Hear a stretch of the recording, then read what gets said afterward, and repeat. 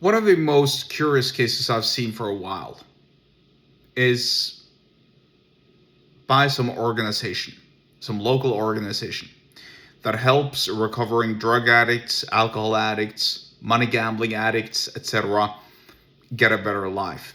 I'm not familiar with this organization and or how it works, other than I know some people who work there, or I met people who work there, and I believe they have some government support, but they're essentially, I think they're a non-profit organization. Not gonna be, I'm not too sure about that though. But here's what I'm sure about, which is pretty contradictory, especially when you take into consideration that this organization helps recovering gambling addicts deal with their problems. Because let's face it, being a drug and alcohol addict is bad enough in and of itself. I'm not going to talk about that now because simply this is about monetary and gambling addicts, or rather the rather inconvenient situation that this organization finds itself in at this moment. Because here's the thing, like I said, this organization helps out gambling addicts getting rid of their gambling addiction.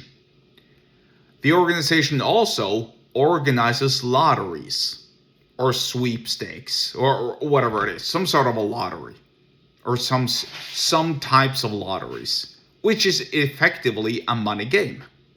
The entire premise of either a sweepstake or a lottery or whatever it is, hey, I'm gonna put my money. I'm gonna buy lottery tickets, and then I'm gonna see if I'm winning something. And my motivation for buying more tickets is, of course, that increases the likelihood of me winning.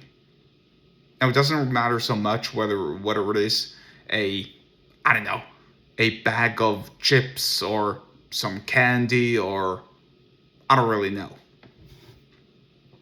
Maybe a car, who knows? Maybe a house, maybe $1 million. The point is, even though you're buying lottery tickets for something meaningless, a chocolate, you're still spending money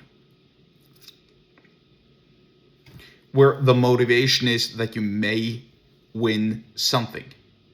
That's different than actually spending money or investing your money in a chocolate. Because maybe you've thought about that chocolate for a long time. Maybe it's your reward at the end of a long week.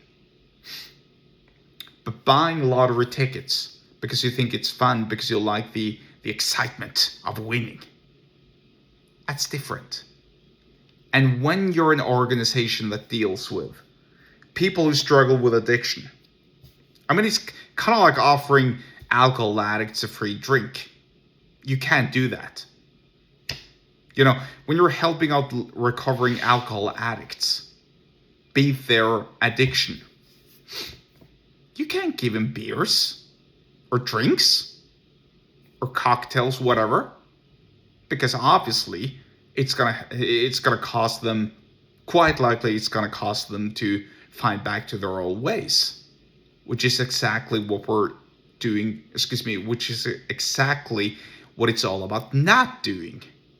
It's about helping them kicking their drinking habits, which quite likely means that they have to distance themselves from alcohol for the rest of their lives, and potentially also some of their family, some of their friends, etc. Why doesn't this line of think apply to people who struggle with gambling addictions? It means no lotteries. It means no gambling. It means no monetary games. Even if that means that you can't play poker with your friends anymore, it means you have to stop it.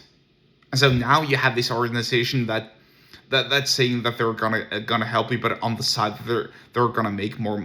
They're gonna make money from doing lotteries. It's kind of inconsistent. Well, inconsistent. It's kind of contradictory. And see, that's my point. from a persuasion perspective, this is all wrong. This is all bad. This is like being a fat person saying that, no, you can't eat sugar. If I'm fat and I have a kid or kids, and I say you can't eat sugar because that's bad for you, meanwhile I'm eating sugar, then what does that make me? A hypocrite. And so this organization is the definition of a hypocrite.